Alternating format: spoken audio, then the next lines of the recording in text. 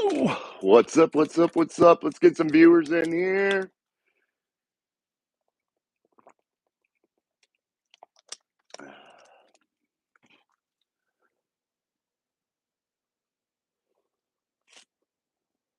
All right. Wait for some viewers. As always, you'll be able to see it once it downloads. Once the live event downloads, I'll be flying solo today. No Sean in the house. He's out Christmas shopping. So we'll be flying solo today. I'm going to ask everybody also what they think about Mike Tomlin, his status as the Steelers head coach, where the Steelers should move forward with him. Also, we're going to talk about a little bit about Mike Tomlin's record and what he has done over his tenure as a Pittsburgh Steelers head coach.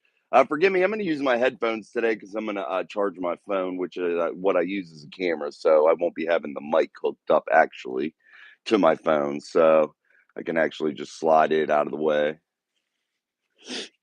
But again, we're going to wait on some viewers, wait on some people to get in here, wait on things to get moving before we start getting into too much conversation about the Pittsburgh Steelers and that big time loss yesterday to the New England Patriots, a bad football team, another 2-10 football team that the Steelers probably should have won that game. The Steelers had everything set up in front of them, man, everything. And here we find ourselves in this, now in this, I don't know what you call it, this little crazy little pool of teams that are all vying for the same couple spots. That's 7-5, and it's starting to become pretty crazy here. So let me get some. Mess with the camera view here a little bit. All right, I don't like that one either, boys and girls. There we go. That one works. All right, guys. Again, I'm just gonna let this thing roll for a bit. Let's see if we can get some people in here. See if we can get some conversation going about the Steelers. See if we can get some live viewers on. See what we can do. See what we can talk about. If you're just joining in, go ahead and put your comments, concerns, questions in the chat. Also, like the uh, show and share it if you can. That would help out a great deal to keep growing the channel. I appreciate you guys so much. Again, we're going to talk about Mike Tomlin, his statistics as the Steelers head coach. Also, we're going to talk about Mitchell Trubisky's performance yesterday. We're going to talk about a bunch of stuff. So, and also, I want you guys to put in there some chat questions, some things like that, and we can talk about what you guys want to talk about instead of what I want to talk about. So, put it in there, what you guys want to talk about, all that good stuff. And like always, if you're not subscribed, hit the subscribe button and join the community here. We appreciate it. And let's start with Mike Tomlin and his 271 games as the Pittsburgh Steelers head coach. 18th season, man. And Mike Tomlin is 170 and 99 right now. He sits 170 and 99. That's like a 630 percent win percentage. I have them all wrote down here. Let me just make sure I'm giving you the right numbers. Yeah, 631 win percentage. That's in the regular season. But let's talk about Mike Tomlin. He's only won in 4 seasons a playoff game. And 90% of Mike Tomlin's 7-8 or 7-9, yeah. Let me make sure. What is he? 8-9 playoff record. 90% of those wins come in 2 seasons. Those are the 2 seasons that they went to the Super Bowl. They lost one, they won one. And those are the 90% of his playoff wins in 18 seasons, guys. That's 18 seasons of coaching this football team, and 90% of your playoff wins are inside of that 2-year period, that 2-season period. I know, yeah. BBALLJJ18 says Tomlin's a nice guy that gets exposed on the reg. You are so right. He is getting exposed. He's aged out, if you ask me. He's just not up to snuff with today's NFL and the way that the NFL has this geared. They want to see scores. They want to see exciting offensive play. And Mike Tomlin's teams are not geared for that. He's more geared for a muddy defensive battle, and that's not really what's going on right now. The rules are dictated as such also. The rules are geared toward offensive football. And The Steelers fail at offensive football quite regularly. Put in the comments too, guys, before we continue to go over these Mike Tomlin stats. I want to know what you thought about that offensive game plan last night. What about those tosses that continually get run over and over and over and over? I mean, I'm sick of seeing them. I mean, you could run them, but you got to run them in a mix of other things. You got to be able to utilize your whole skill set here. You can't just use one thing. You got to be able to mix things up. And I want to know what you guys really think about that, what you thought about that game plan, where you thought the Steelers went afoul. In my opinion, last night they went afoul in the way that they really tried to exploit that Patriots defense, and they didn't utilize the underneath pass game to those tight ends. They hit them here and there once or twice, but like really abandoned that, especially on that 3rd and 2, 4th and 2, late in the football game. That's where you've got to use those tight ends. That's how you get those chains moving. That's how you keep those drives going. And you saw New England. What did they do? They recognized that the tight end could be special to them, and they used it for the second week in the row. The Steelers were exploited by a tight end, and you've seen how what it did. It lost the Steelers football game. When you go down 21 points really quickly like that, this team isn't built to come back. They're not built for that kind of a football game. They're built to get a quick score, stay comfortable, grind it out, and try to hold on for a win. And it's just kind of crazy of what kind of game that they've been playing lately. So let's continue with the Tomlin postseason stats here and his career stats as the Steelers head coach. Like I said, 8-9 record. So he has a losing record. He's 430, 440 or 471 win percentage as the Pittsburgh Steelers head coach inside the playoffs with an 8-9 record. 2 Super Bowl appearances, 1-1.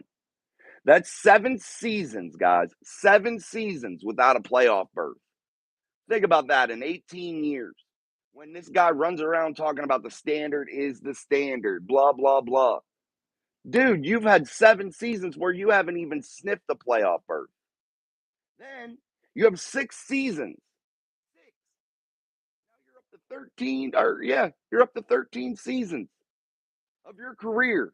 6 seasons to where you had 1 playoff game in those times that you did get a playoff berth. You were one and done. 6 seasons. That's 13 out of 18. So you're telling me out of 18 years, you've had 5 good ones with Mike Tomlin, and people want to talk about that he is an amazing head coach, an elite head coach in this football league? Then the numbers may be okay. They're mediocre, and that's what Mike Tomlin is, mediocre right now. Yeah, he had some good seasons when he first came into the league. Those first like 5 years, that they were special. He did well. And I'm not going to say he won with Cowers players, blah, blah, blah. I'm not doing that. It was Mike Tomlin's team. He led them to victory. Got to give him credit where you got to give him credit, man. And 5 seasons that you have produced to the standard, to the so called standard, and got 90% of your playoff wins in 2 of those seasons. So you're talking those other 3 seasons in there that he sprinkled in a playoff win, maybe in one of those years, maybe 2, and then lost. But that's it. 8 playoff wins total in his entire career. That's in 18 years, guys. 8 playoff wins. 8. Proof's in the pudding. I mean, hey, the proof is in the pudding. And when you're the Steelers, how do you continually go to this guy and say, it's okay, let's extend you? Let's just keep going. Mediocrity's okay. We're cool with 8-8. I mean, come on. And then I did some other things here, some other breakdowns of his career, of his record. 8-8 3 times. You've seen 8-8 3 times. 9-6-1 or 9-7-1 twice in his career. So there's what? 5 seasons. So those 5 seasons of being 8-8 or 9-7-1 or 9-6-1. There's 5 of those seasons. 7 seasons of Mike Tomlin's career, he has been 9-7. He has won 12 games only 4 times in his entire career, and 13 games 1 time.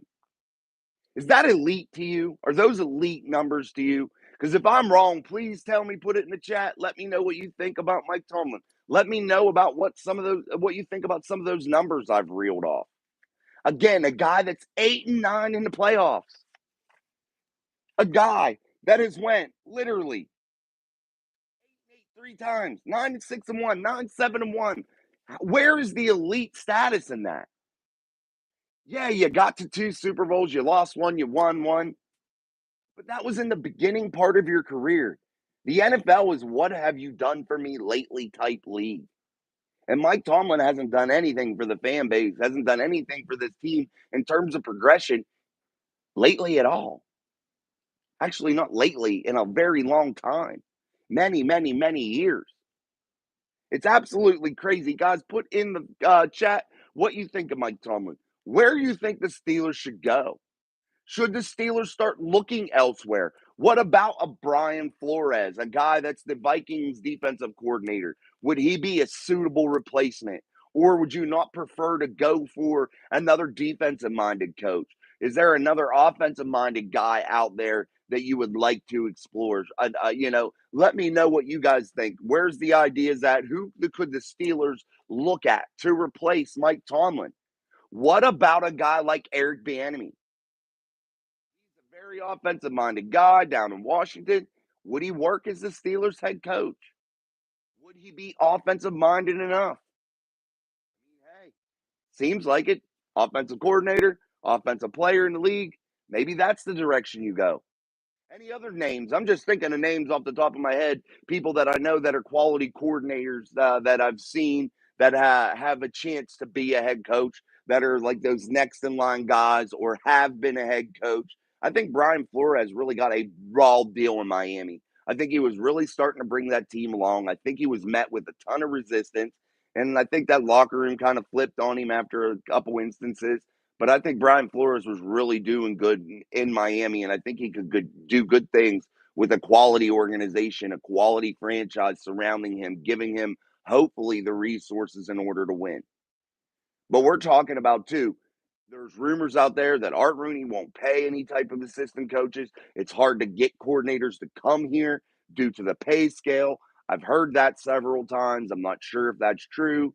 We'll It seems as though because we don't really get quality guys too often. I felt like Bruce Arians was a quality coordinator. I felt like Todd Haley was a quality coordinator. Head coaching experience with both of those guys.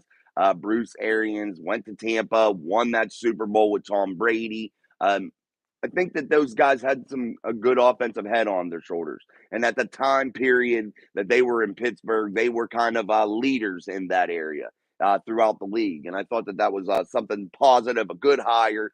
And you've noticed when the Steelers have went outside of the organization and they haven't promoted from within, I felt like they've done good things. I felt like you've seen them do better in terms of picking the right guy. And they've had a little bit more success when they're not promoting from within.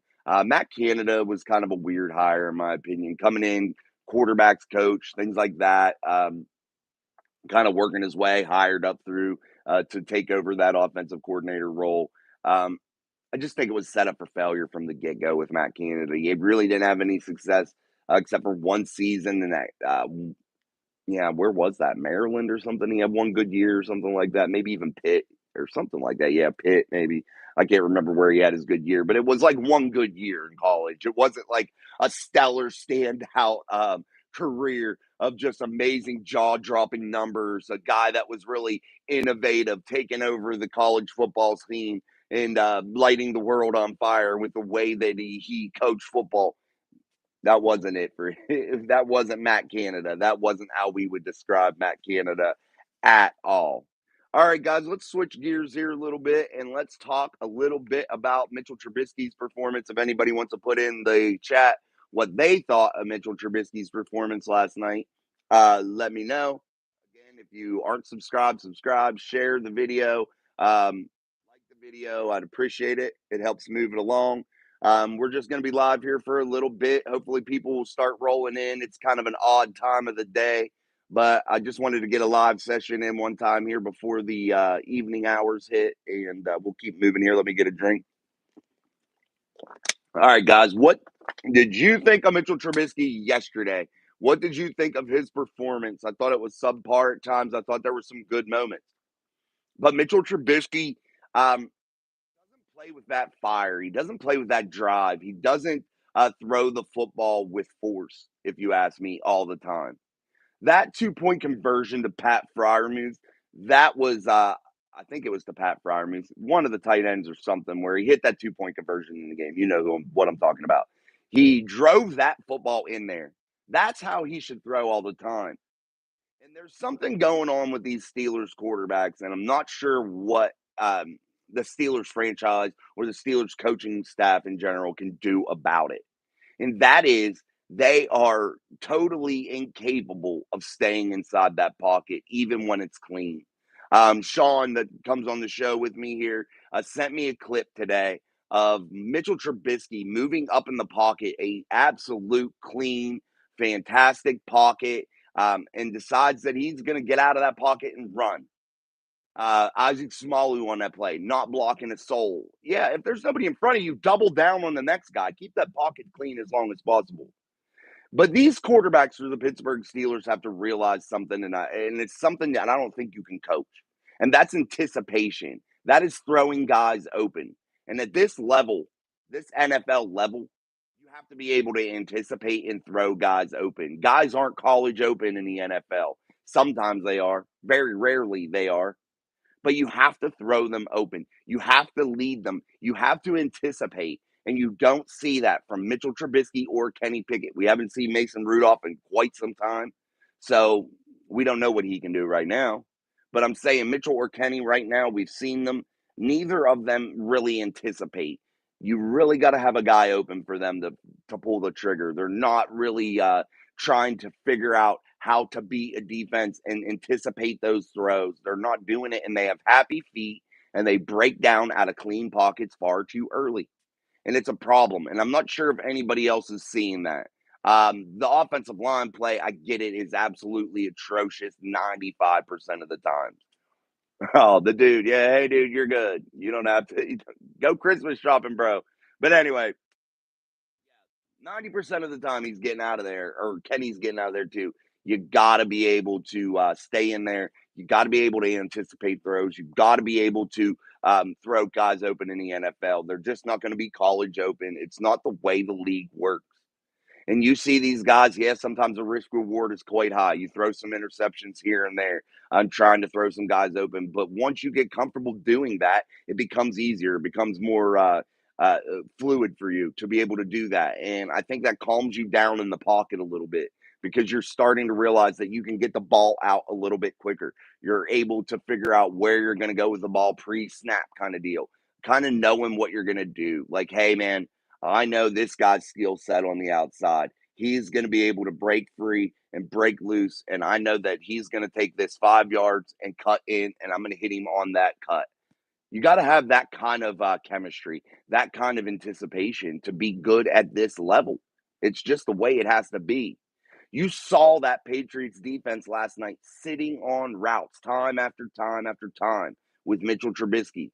And he should have had like a 3 interception football game if you really think about it. One called back due to penalty, one drop that was right in the guy's hands. He should have had several interceptions in that football game, but yet the Patriots, the Steelers still couldn't figure him out. You have a guy that's these inside linebackers really just sitting on these routes. It's kind of crazy that you're not adjusting to that. You're not realizing what they're doing. They're just playing the basic cover two type defense, that Tampa 2 type defense, floating around back there, they only are bringing like 5 or 6 at a time at the very most and still getting immense pressure on Mitchell Trubisky last night. They were getting a lot of pressure, but there were times where there were clean pockets. There were definite times, but the sense of confusion all the time really, I think, stumbles this offense. There is no type of continuity to it. There is no chemistry. They have nothing going for them in terms of the ability to stay ahead of the chain, stay on point with each other, to be able to feel each other. Football's a feel type game. You have to be able to feel it. And Mitchell Trubisky nor Kenny Pickett feel the football game. They don't do it. And it's absolutely astonishing to me that the game plan that they will out there each week is so similar and so ridiculous. A crazy thing to me that there's very seldom any type of adjustment. When we saw the Steelers go into Cincinnati, we felt like they were on track, getting that 400-yard game.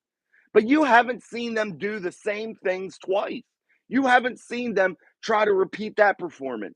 But we've seen them repeat the poor performances. We've seen them go back to the same predictable ways, running those stupid reverse plays several times. Yes, it works here and there, but it's not a thing you hang your hat on. It's not something that you rely on every series. You can't do it.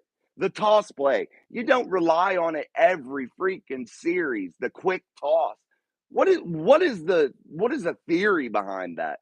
Where what are the Steelers gaining by running that constantly?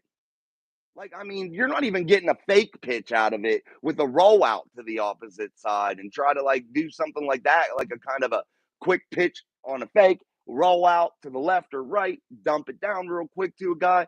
You're not even getting that. What about putting Jalen Warren on the wing out here to the left if you're going to run those pitches? Fake pitch to Najee to the right, roll out left, dump down on the screen. Create some confusion, create a different way of looking at it. Mix things up. I get you're not able to insert a new offense. I get that. But you can play and tinker with the combinations that you have in place. You can tinker with the formations you have. You can run different things out of those formations. In the NFL, you've heard these quarterbacks talk before. They insert 20 to 30 new plays, at least most NFL teams do, weekly, guys, weekly. Are the Steelers doing that? Really, honestly. Do you, as a Steelers fan watching that football game, do you notice new plays? Do you notice any type of new way of shuffling things around? I don't. I really, really don't. I'm just wondering if you guys do. Again, comments, concerns, questions, put them in the comments. Let me know. If you're not subscribed, subscribe. Hit the like button and share the video. I appreciate it.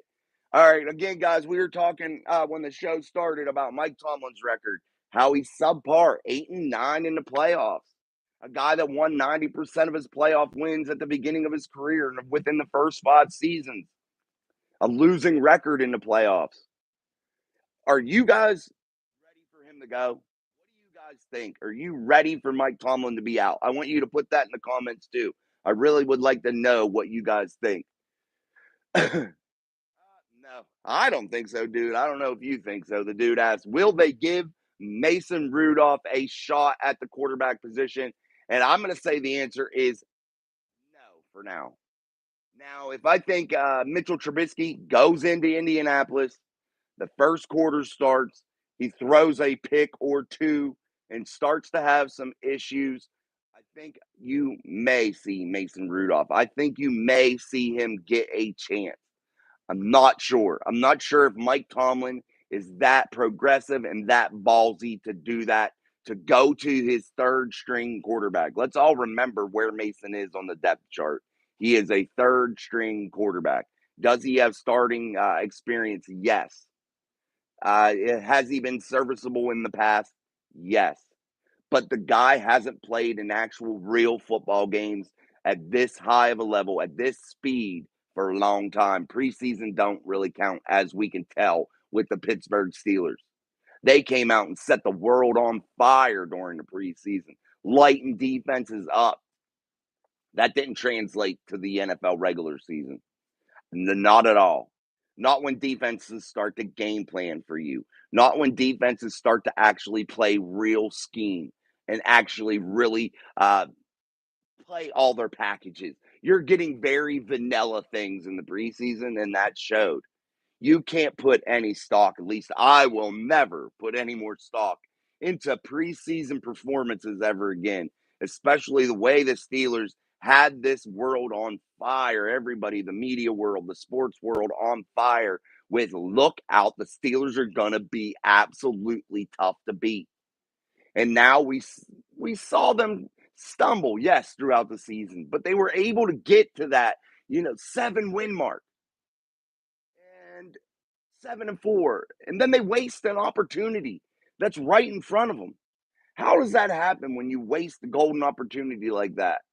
You go into that locker room yesterday and you hear Minka Fitzpatrick say, guys think because they wear the black and gold that you're just going to get some wins. You're just going to win. The wins are coming.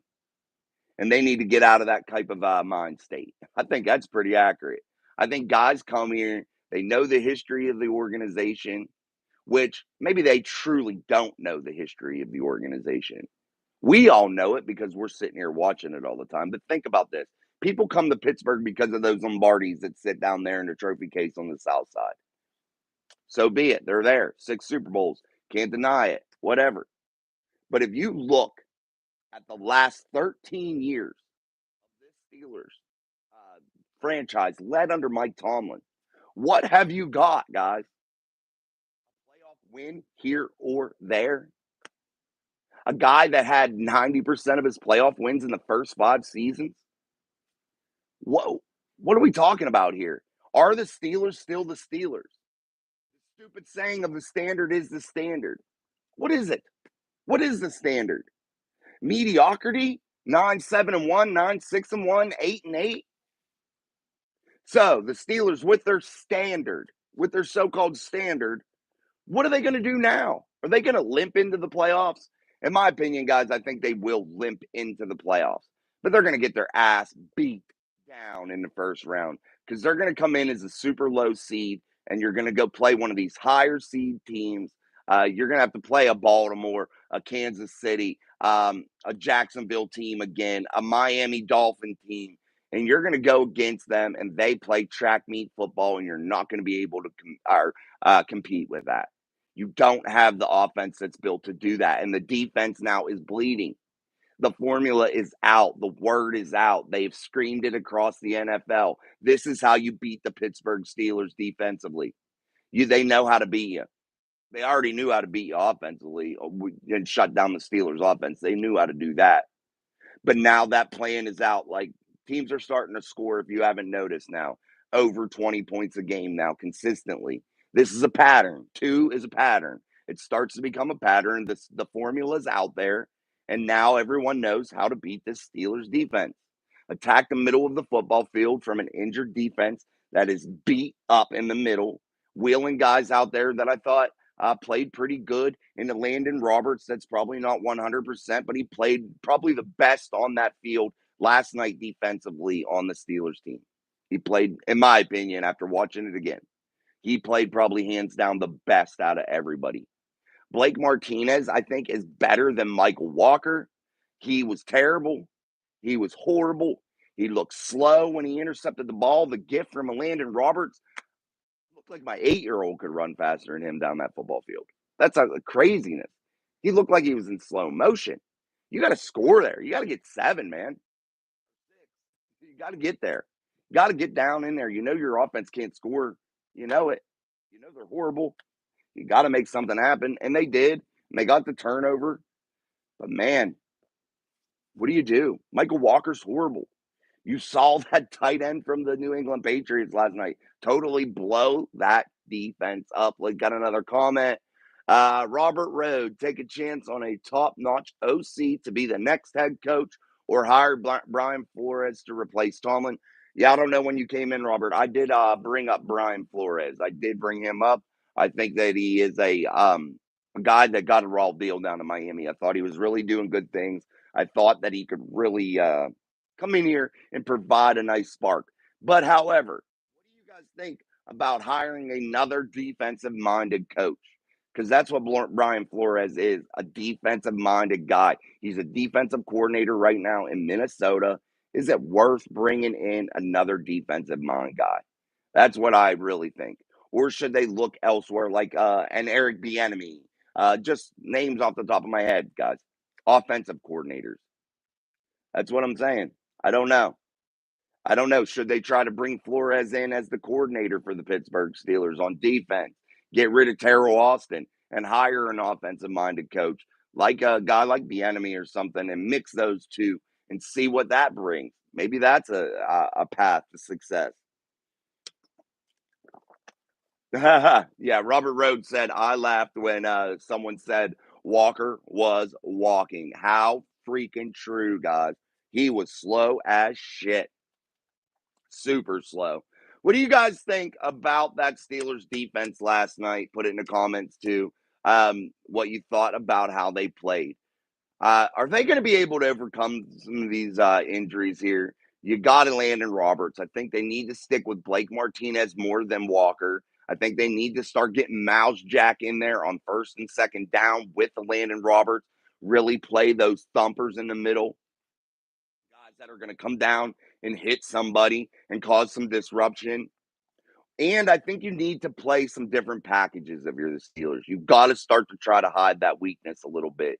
You need to bring somebody like Minka Fitzpatrick, bring in an extra DB and Trenton Thompson, and let them cover the tight end grouping for the opposing teams. And let them work against those tight ends. And I think you're going to have a little bit more success defensively than you are now. You have a good enough defensive front that you should be able to control that line of scrimmage fairly consistent. To where if you could shore up that intermediate to short pass game, those over the middle type throws, I think you could do good things. And I think you could get back on track if you're the Steelers defense. I really, really do. Anybody else? Anything else about the Steelers defense last night or offense? Whatever you guys want to talk about, we can talk about. We brought up the record of Mike Tomlin. We brought up his statistics, and the standard sucks. And Mike Tomlin sucks, really, if you really think about it.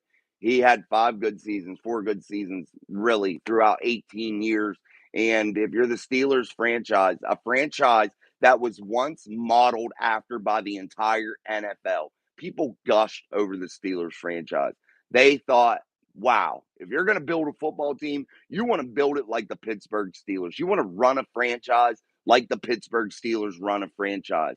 And right now, guys, I think they're more of a laughing stock in the league. The standard became so low underneath Mike Tomlin that it's becoming a joke.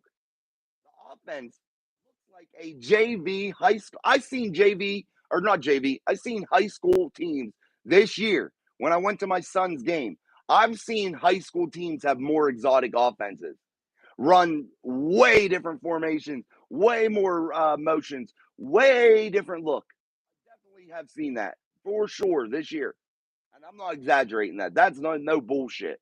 They're that bad on offense, guys. That bad. I mean, there's no scheme to it. And let's talk about this. I want to know what you guys think. Is this team that undisciplined? Is this team that out of control that you can't even line up correctly and you're still getting a couple illegal formation penalties?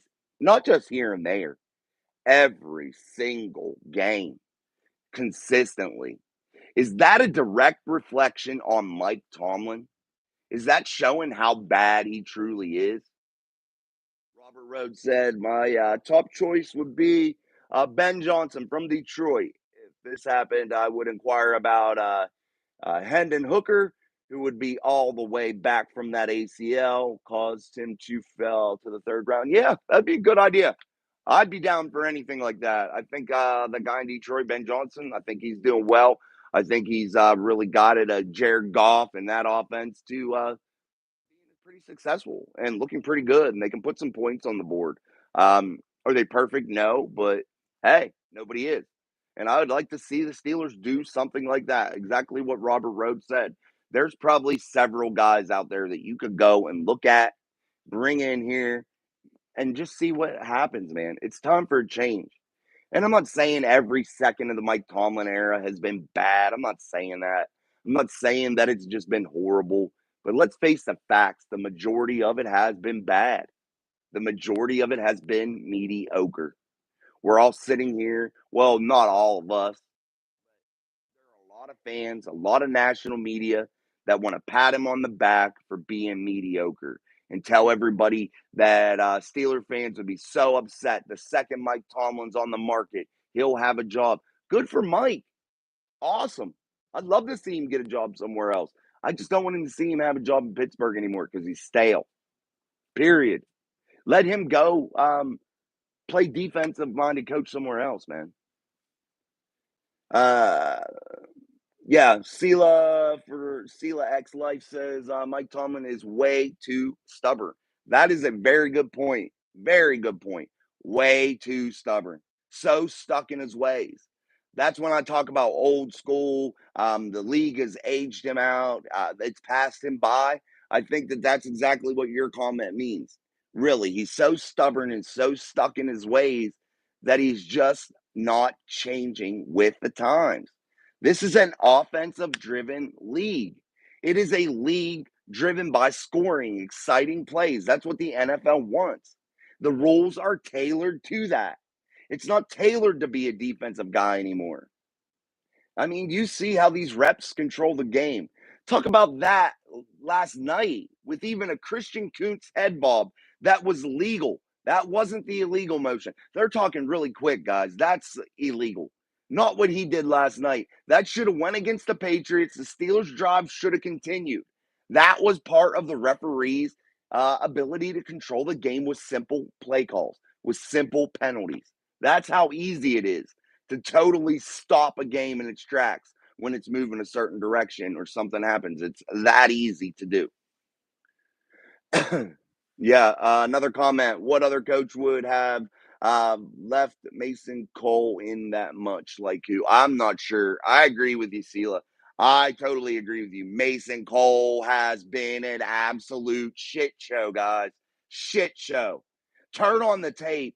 Watch him only. Rewatch the games. Watch the Cardinals game. Watch this Patriots game and keep your eyes on offense only on Mason Cole. And that will tell you everything you need to know about his play and about what he's done. That's how bad it's been, guys. He has been horrible, an absolute turd. Another comment from Robert Road: 4 seasons out of 17 seasons, Tomlin has won a playoff game. Not up to standard. Exactly. I gave that statistic earlier. You're exactly right, Robert. That is not the standard that you want to set as an NFL football team. 4 seasons with a playoff game win. That is horrible. Absolutely horrible. He has a 0.471 winning percentage in the playoffs, 8-9, and he's won 90% of his games in his first 4 seasons, really. 5 seasons. That's when he won 90% of his playoff wins as his entire throughout for his entire career. That's how bad it is. Sela says a veteran coach like Mike, and he still doesn't know how to manage a clock. That is pitiful. I agree. I wanted to bring that up, and I was forgetting about it. Thank you. That is exactly true. The clock management last night, wasting those timeouts. You don't need to call a timeout on 4th and inches, guys.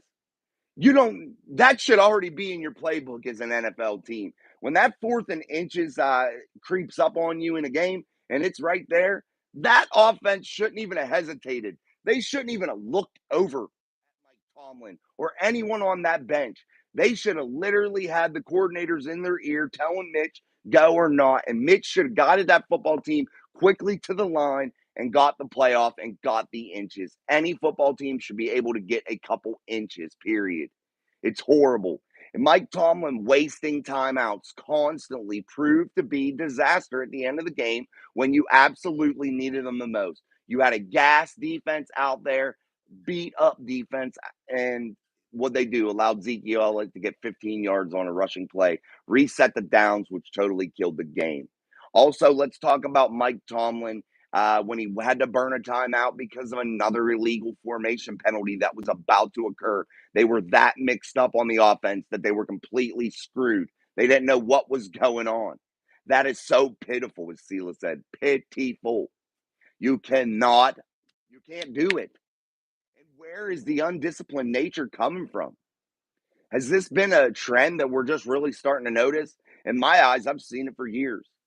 Mike Tomlin has had an issue since he came into this league with clock management. Since his very first season as a Steelers head man, I always thought to myself, he's gonna just grow out of it. He's a new head coach.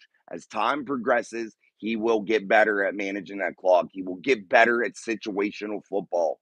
And here we are in 2023 in his 18th season as the Steelers head coach, and he has probably gotten worse. Not better, worse. More comments coming in. Sad part is the guys. It's only going to get worse before it gets better. We are looking at years of being in NFL purgatory. I think you may be onto something there. A rebuild is that NFL purgatory, an absolute rebuild. That's what that is. If you tear it down and rebuild it, that's what happens. You're going to have some years to where it's going to be very, very rough. The Steelers have had those years. And let's just face the facts, guys. To be a winning organization in this league takes one thing, and that is hitting the lottery and getting a franchise, a true franchise quarterback. That's how you win, period. A true franchise guy that can carry a football team. That's what wins football games, guys. And that's what it takes. And sometimes maybe you need to just empty the drawer of your draft picks. Really dump everything into taking a chance on a guy that you've been scouting for a couple seasons, if you're the scouting department. A guy that you're really comfortable in going with, a guy that's projected to be in the top couple picks. And you need to burn some draft capital every 20 years because that's usually what an elite quarterback lasts now in this league with the way medicine is, the way taking care of your body can go for them. That's what they need to do. And dump the cupboard clean, man. And go out and get yourself a franchise quarterback. And that's what you got to do. That's just what you got to do. Robert Rhodes says Belichick ran the ball to run the clock, which is something Tomlin didn't do and cost us against the Browns. Absolutely. Tomlin doesn't have that clock management skill set. He just relies on the flow of the game. I get it. He doesn't analytically look at anything. He doesn't look at the clock. He doesn't pay attention to what's going on, and it's clear, it's blatant. He don't have anybody helping him. I don't care what he says when he said, well, they didn't recognize it up in the booth about a replay. You don't got nobody telling you anything. You are Mike Tomlin. You are God in that building, according to you. At least that's how you look like. That's how you act.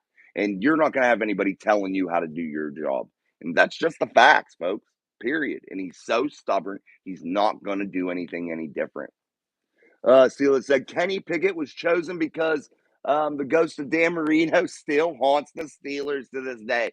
That is very true. That was part of it. Nobody can doubt that. The Steelers didn't want to make yet another mistake like they did with Dan Marino. They didn't want to let another Pitt quality quarterback pass them by. Sadly, Kenny Pickett is not Dan Marino, period, and never will be, probably, in my eyes. Can Kenny grow, guys? Absolutely, he can. Can he get better? Absolutely. But there's a ceiling to that growth, I think. And I think you're going to get Kenny Pickett to be maybe a good quarterback to serviceable quarterback, and that's probably the best you're ever going to get. You're never going to get him to be an elite type guy. You're never going to get him to be a guy that can carry a football team. And as of right now, I think Kenny Pickett will play once his ankle injury is healed. You're already looking at, by the time the Steelers play the Colts, you're already looking at almost 20 days since his surgery. And what did we talk about here on the channel in the video I put out? He could be ready in 14 to 21 days. And that is a realistic expectation.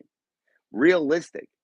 And honestly, guys, if you really think about it, he could probably be ready to play against the Colts if everything went well. That would be a little bit over 2 weeks, probably. He'd probably be like around the 14 to 15 mark on days, maybe even a little over that. Somebody do the math. So he may be ready to go here sooner rather than later. But will the Steelers hold him out probably an extra week? I think so. I think they're going to go into this Colt game with Mitchell Trubisky. I think they're going to ride that storm, win or lose, and go and roll the dice after that. And I think you'll see the return of Kenny Pickett. You saw Kenny Pickett last night up in the booth trying to get the feel for the game, looking down from above, trying to process what was going on. And I think that was a good place for Kenny to be last night. I think if you're the Steelers, that's what you wanted him to do. Kind of just get that feel, get that look of how things are going, how things are flowing. And I don't think you get that look, that bird's eye look like you do from the box on the sideline. Let's get back to some comments here. Robert Rhodes said things change fast in the NFL. Now Khan isn't afraid to make moves. He's not afraid, and he will make some moves. But let's be real, everybody. We really raved about Omar, and he did make some great draft picks, guys. Quality draft picks. guys that are contributing now. I think Corey Trice will contribute. I think Spencer Anderson will contribute. Keanu Benton has contributed.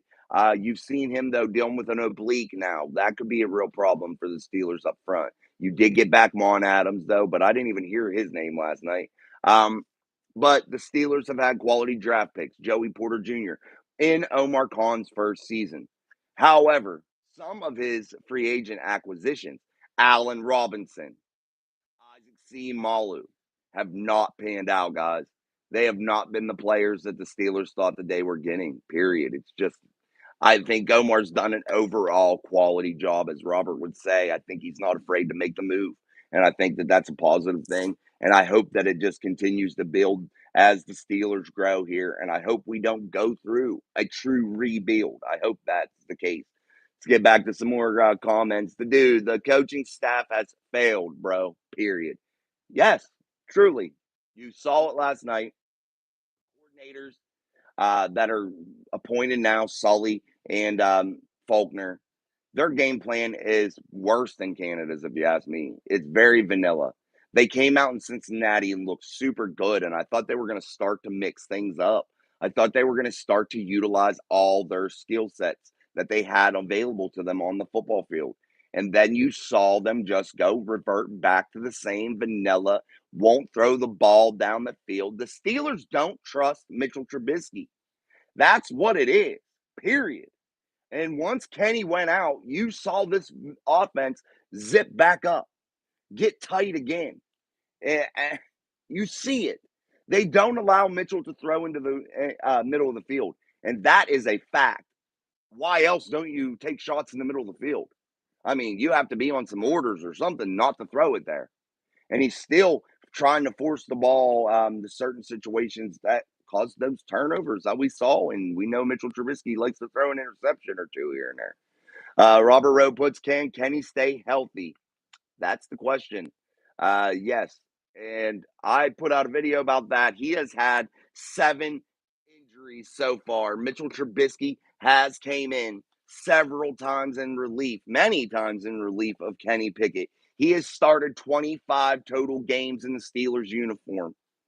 He's about 220 pounds, about a 6'3" guy. But he's really been injured from anywhere ribs, ankle now with the surgery, so many different injuries, concussions. He's had a problem staying on the football field, and durability has to be a concern if you're the Steelers and you're the franchise looking to hold on to a guy to be your quarterback moving into the future. You have to recognize that. The Steelers have to look at that and say to themselves, is Kenny Pickett able to stay healthy? But the better question is here too. Is a lot of these injuries due to the lackluster play of the offensive line? These guys are so damn antsy in the pocket, and it does stem a lot, in my opinion, from the lack of quality play up front. And it shows when they do make a good blocking play, when they do have a good pickup of all their assignments, and the pocket is clean. The quarterback is still so antsy, so used to being under pressure, they fall out of that clean pocket. And until the Steelers shore up that offensive line in a more positive way and start to be more consistent on that offensive front, I think you're going to continue to have these problems with Kenny and Mitch, period. And like we said, you had the shin bone injury for Kenny. That's a problem. You're having a lot of leg problems, a chest rib bruise, the ankle injury, a lot of things to the right side. A lot of things haven't required surgery as of yet. But you're talking head stuff, you're talking leg stuff, you're talking major things. And when we talk about major injuries for Kenny Pickett, we're not talking about the severity of his injuries so far. We're talking about the amount. That's the major concern. And Robert hit it on the head. That's the biggest question that many of us have. And nobody's going to be able to answer that until it all plays out and the dust settles. And we see after the Kenny Pickett era has ended, if he was able to do it. But we're going to get a better look into it because the Steelers will give him another shot in 2024. I look for him to return here in 2023. They definitely don't trust Mitchell Trubisky. Mason Rudolph is the third string quarterback for a reason. I know a lot of fans clamor for him to come in and get another chance, but he is a third string quarterback for a reason, guys, period. But we know the Steelers have been poor evaluators of talent at that position as of late, since Ben Roethlisberger's departure. Uh, yeah, the Steelers have been bad there. Bad like they draft cornerbacks usually. They did hit on Joey Porter Jr., thank God. But usually they're bad at drafting defensive backs.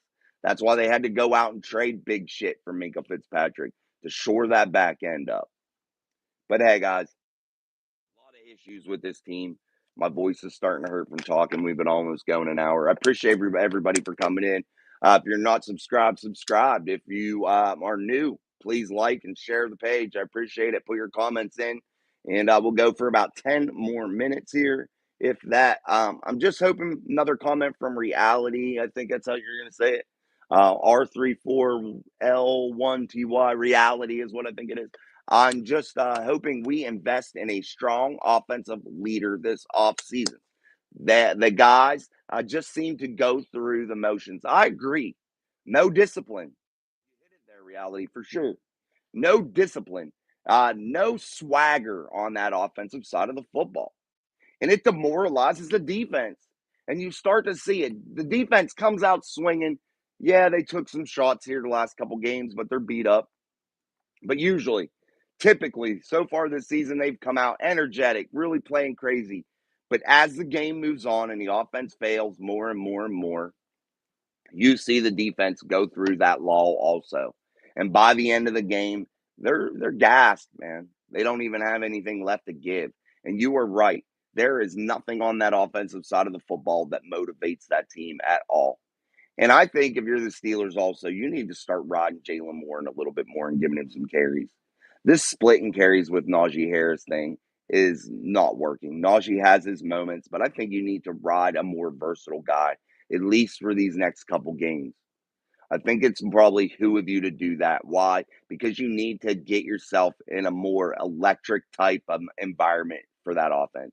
You need to open things up a lot more. And when you insert a guy like Jalen Warren, you open the offense up, that playbook up to doing more things that Najee just can't do.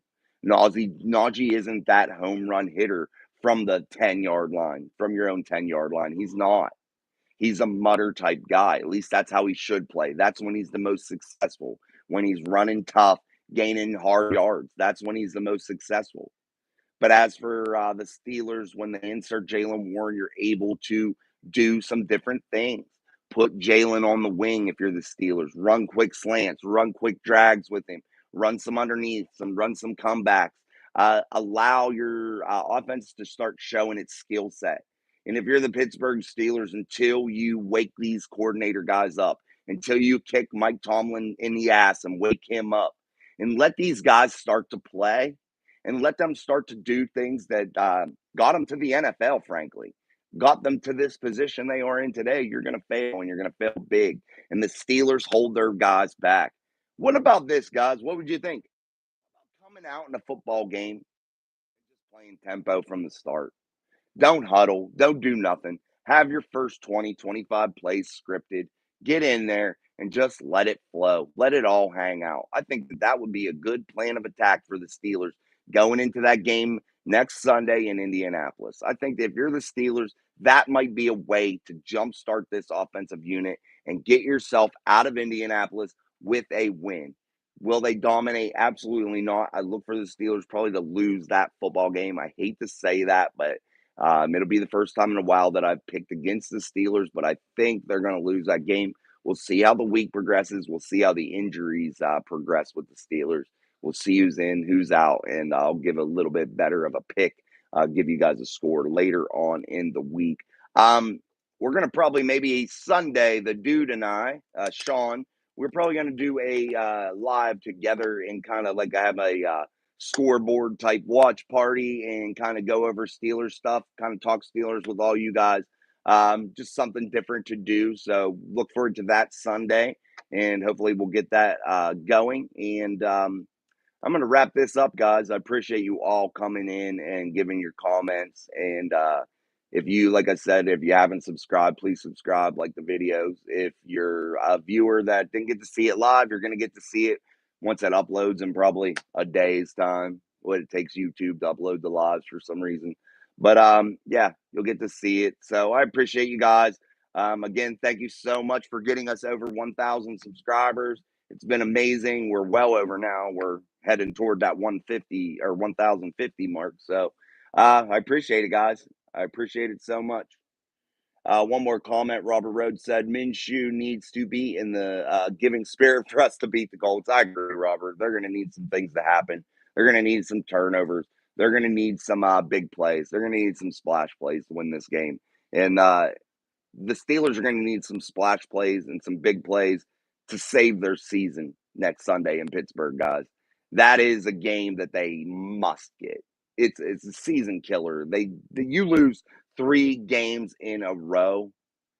That would be what you'd be 1-4 in your last 5, I think, if that's the way it works out. If you lose to the Colts, that's a monumental slide, and that's one I don't know if you can get out of. And I don't know if it really even matters if you win after that. You're going to set yourself too far back in that playoff hunt. You're going to set yourself too far back in terms of the division. You're asking for trouble, and I don't know if they can dig themselves out of that hole. All right, guys, I'm going to wrap this up again. I appreciate all your comments. All your comments have been great. I appreciate them all. And until next time, guys, hey, peace. We'll see you. We'll see you on the next live.